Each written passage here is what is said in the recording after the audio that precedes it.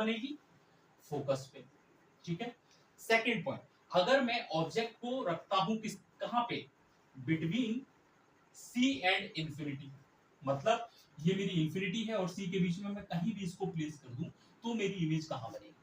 समझ गए। तो पहली चीज, अगर मैं डायग्राम ड्रॉ करूंगा, ठीक है, डायग्राम ड्रॉ करेंगे तो इसको देखो, एक रे तो मेरी यहां से इस तरीके से फोकस पे निकल के आएगी, दूसरी रे में ऐसे करके पास कराऊंगा सेंटर ऑफ कर्वेचर से, तो ये दोनों जहां इंटरसेक्ट करेंगे वो मीटिंग पॉइंट हो जाएगा, वहां मेरी इमेज बन जाएगी। इसका मतलब अगर मैंने ऑब्जेक्ट को इंफिनिटी और सी के बीच में रख दिया तो मेरी इमेज कहां बनेगी बच्चे, बिटवीन सी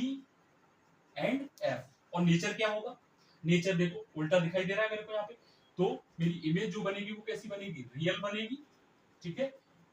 इन्वर्टेड बनेगी और डिमिनिश्ड इन साइज, मतलब स्मॉल इन साइज, ठीक है, डिमिनिश्ड नेचर होगा इसका। तो मेरे को ये समझ आ गया। थर्ड पॉइंट जो होगा कि अगर मैं अपने ऑब्जेक्ट को अब कहां पे रखूंगा, अब मैं ऑब्जेक्ट को रखूंगा अपने सेंटर ऑफ कर्वेचर पे, तो अगर मैंने अब ऑब्जेक्ट यहां पे रखा तो बच्चे कहां पे इमेज बनेगी बताओ,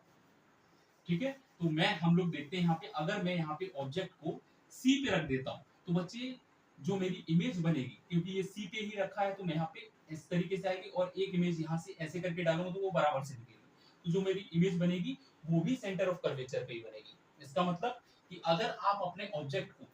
ऑब्जेक्ट को सी पे रख देते हैं माइनस आर,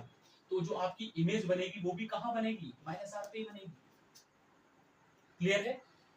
सेम साइज होगा, रियल होगी, इन्वर्टेड होगी। इसके बाद जब भी इसके बाद आप आगे बढ़ेंगे तो अब मैं ऑब्जेक्ट को कहां रखूंगा बच्चे, अब मैं अपने ऑब्जेक्ट को रखूंगा बिटवीन सी एंड एफ, ठीक है, कि ऑब्जेक्ट अब मेरा कहां प्लेस होगा, अब मेरा ऑब्जेक्ट प्लेस होगा बिटवीन सी एंड एफ। अब यहां पे मेरा मैग्निफिकेशन